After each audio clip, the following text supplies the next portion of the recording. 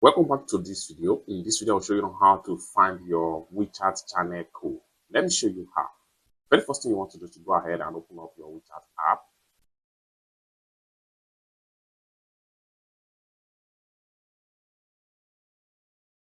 Go ahead and click on Discover.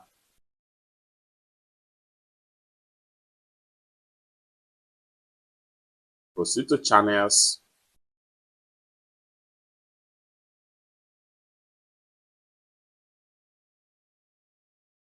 Go ahead and click on the profile icon.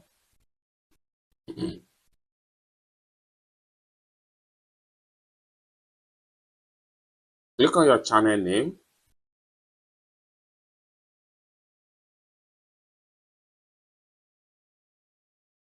Click on these three dots right here.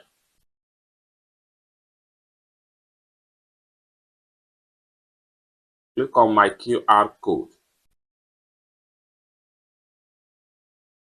Now you have it. So here you can go ahead.